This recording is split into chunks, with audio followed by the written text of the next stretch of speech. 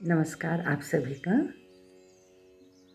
एक कविता लेकर उपस्थित हुई हूँ और मैं ये ज़रूर बताना चाहती हूँ कि कृपा करके इसे पूरा सुनें। और किसी के प्रति ऐसा कोई भी नहीं है कि मैं स्त्रियों पे कविता लिखती हूँ, इसमें कोई संदेह नहीं।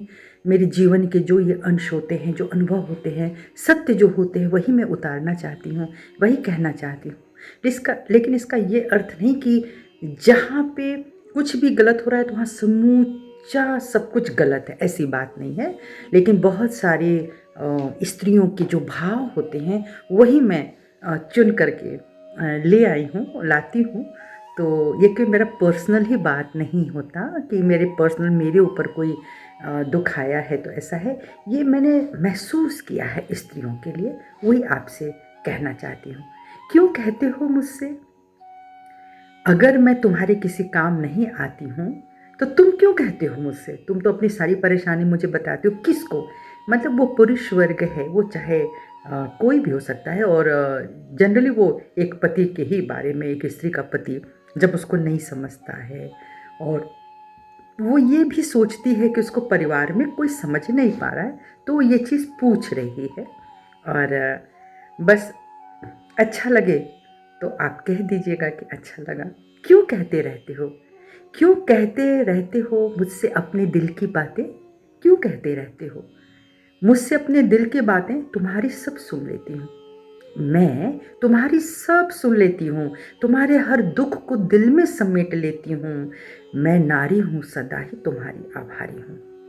मैं तुम्हारी सब सुन लेती हूँ, तुम्हारे हर दुख को दिल में समेट लेती हूँ। मैं नारी हूँ, सदा ही तुम्हारी आभारी हूँ।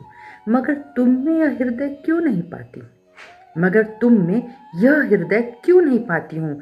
मैं दूसरी मिट्टी से लाई जाती हूँ तुम्हारे घर, मैं दूसरी मिट्टी से लाई जाती हूँ जिसका कोई कोना तो खिल उठता है, जिसका कोई कोना तो खिल उठता है, पर न जाने कितने ही कोने मेरे मुरझा जाते हैं, न जाने कितने कोने मेरे मुरझा जाते हैं। जितना समझना ज़रूरी होता है उतनी भी नहीं समझी जाती हूँ, जितना समझना मुझे ज़रूरी होता है उतना भी नहीं समझी जाती हूँ। आक्रोश भीतर ही कहीं दफन हो जाते हैं। सुनो, जब मेरी कोई बात नहीं सुनता और नहीं समझता है, जबकि मैं पराई घर से लाई जाती हूँ, तो मेरे ऊपर भी तो थोड़ा अटेंशन बनना चाहिए ना। एक चित्त होता है प्रेम का। तो जब कोई नहीं समझता है तो क्या होता है? आक्रोश भीतर ही कहीं दफन हो जाते हैं, अचानक ही किसी समय पर फट पड़ते हैं। तुम जिन्हें अपनों की खातिर सुन लेते हो, तुम जिन्हें अपनों की खातिर सुन लेते हो, बिन सब जाने मुझे गुनहगार ठहरा देते हो। बिन सब कुछ जाने मुझे गुनहगार ठहरा देते हो। मुझ पर लड़ाका की पदवी चढ़ा देते हो। खुलकर कह देते हो तुम सब कि ये औरतें बहुत लड़ाका होती हैं। तुम सब कह देते हो खुल करके कि ये औरतें तो बहुत ही लड़ाका होती हैं, और विवाह के बाद तो ये हमारी ज़िंदगी खराब कर देती हैं। सही है ना? आप लोग सहमत हैं? और विवाह के बाद ये हमारी ज़िंदगी खराब कर देती हैं। देख लो दिन भर सास बहू का रगड़ा झगड़ा, देख लो दिन भर ये सास बहू का झगड़ा, या फिर ननद भाभी का ये रगड़ा रगड़ा रगड़ा, यही कहा जाता है ना। आप सभी लोग सहमत हैं? हम औरतें बदनाम हो जाती हैं, हम औरतें बदनाम हो जाती हैं। हमारी गर्दन शर्म से झुक जाती है, हमारी गर्दन शर्म से झुक जाती है। नज़र नहीं आते क्या झगड़े भाई भाई के? नज़र नहीं आते क्या ये झगड़े भाई भाई के बीच? जायदाद के लिए लड़ते हो, जायदाद के लिए तो तुम लड़ते हो, पर बंदूक दागते रख कंधे पर लुगाई के, पर बंदूक दागते हो रख कंधे पर लुगाई के, कि ये औरतें आई हैं तो झगड़ा हो गया, औरतों की वजह से ही झगड़ा हो रहा है। तो हम औरतें ऐसे बदनाम हो जाती हैं। औरत सुबह से रात सोचती रहती है, औरत सुबह से रात सोचती रहती है कि क्या बनाएं, कैसे बनाएं कि घर वालों को पसंद आ जाए। वह तो बेचारी सोचती रहती है कि वह क्या बनाए, कैसे बनाए कि घर वालों को पसंद आ जाए। भागती रहती है इधर से उधर, भागती रहती है। आप देखें कभी किसी औरत के जीवन को, भागती रहती है इधर से उधर। तुम आते हो बाहर से अनजान उसकी उलझनों से, तुम आते हो बाहर से अनजान उसकी उलझनों से, मार देते हो ताना कि मैं तो पैसा कमाता हूँ। तू क्या करती रहती है दिन भर, पड़ी रहती है इधर? तू क्या करती रहती है दिन भर, पड़ी रहती है इधर? देखो मैं बता ही देती हूँ, देखो मैं अब बता ही देती हूँ, असलियत अब जता ही देती हूँ। देखो मैं बता देती हूँ, असलियत अब जता ही देती हूँ। खटती हूँ दिन भर तुम्हारी दी हुई गृहस्थी में, खटती हूँ दिन भर तुम्हारी दी हुई गृहस्थी में, सुनती हूँ 10 बात सबकी, तब जाकर 2 रोटी खुद ही बनाकर खा पाती हूँ।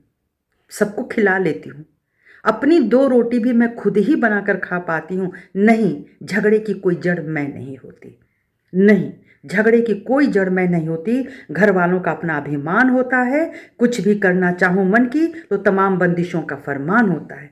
मैं तो कुछ भी करना चाहूँ अपने मन की तो तमाम बंदिशों का फरमान होता है। नारी हूँ, आभारी हूँ, नारी हूँ, आभारी हूँ, पर गुलाम नहीं किसी की। जैसे ही अब बता देती हूँ, झगड़े की जकड़ में जकड़ा दी जाती हूँ। आप समझ रहे हैं? जैसे मैं ये बोलती हूँ कि मेरी ये इच्छा है, तो मैं जैसे ही ये जताती हूँ, झगड़े में जकड़ दी जाती हूँ। बेबाक है, बेबाक है, मुंह तोड़ यहाँ जवाब है। अब लांछन सुनिए, वो बेबाक है, मुंह तोड़ लांछन, मुंह तोड़ यहाँ जवाब है। कुलटा है, कुलच्छनी है, घर बर्बाद करने आई है, तुमको ए बेटा हमसे दूर करने आई है। देखो बेटा उसे 100 जूते लगाओ, ज़्यादा बोले तो मायके छोड़ आओ, ज़्यादा बोले तो मायके छोड़ाओ। तब दिल दहल जाता है मेरा कि तुम तक पहुँचाना भी कोई बात, तुम तक पहुँचाना भी अपनी कोई बात बुरा कर्म बन गया है मेरा, क्योंकि तुम भी समझना नहीं चाहते। कितनी बार लड़ी हूँ मैं तुम्हारी ही खातिर, कितनी बार लड़ी हूँ मैं तुम्हारी ही खातिर। दिल में हूँ तुम्हारे, दिल में हूँ तुम्हारे, पर तुम कहाँ कुछ कर पाते हो मेरे खातिर, तुम कहाँ कुछ कर पाते हो मेरे खातिर। मैं कहाँ हूँ, मैं कहाँ हूँ तुम में आखिर, मैं कहाँ हूँ मुझे बताओ कि मैं कहाँ हूँ तुम में आखिर। सच कहो बहनों, सच कहो, क्या मेरी खातिर तुम अपना घर छोड़ सकते हो? सच कहो, मेरी खातिर क्या तुम अपना घर छोड़ सकते हो? फिर ससुर दामाद या जीजा साले की लड़ाई से निपट सकते हो? फिर ससुर दामाद या जीजा साले की लड़ाई से निपट सकते हो? जानती हूं कि क्षण भर न ठहर सकोगे। परमात्मा ने इसीलिए तो ये विधान दिया है कि स्त्रियां इतनी सहनशील होती हैं कि दूसरी मिट्टी से उठा के दूसरे मिट्टी में लगा दी जाती हैं। जानती हूं कि क्षण भर न ठहर सकोगे, क्योंकि सहना और सहना सिर्फ हमारी ही आदत होती है, क्योंकि सहना और सिर्फ सहना हमारी ही आदत होती है। मजबूरी में सिसकना भी मानो हमारी मजबूरी होती है, मजबूरी में सिसकना भी मानो हमारी मजबूरी होती है। एक याचना है, अब एक याचना है आप सभी से कि अब कुछ सहने की आदत तुम भी डालो, कुछ सहने की आदत तुम भी डालो। इतना इतना सुनने की शक्ति पालो। तुम कहते हो ना कि औरतें लड़ती हैं, औरतें बोलती हैं, औरतें को तो शिकायत समाप्त नहीं होती है, तो कुछ तुम भी सुनो।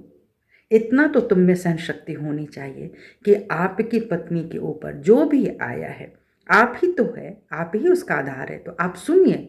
इतनी सुनने की शक्ति आप में नहीं होती है। औरत कितना कुछ सुन लेती है।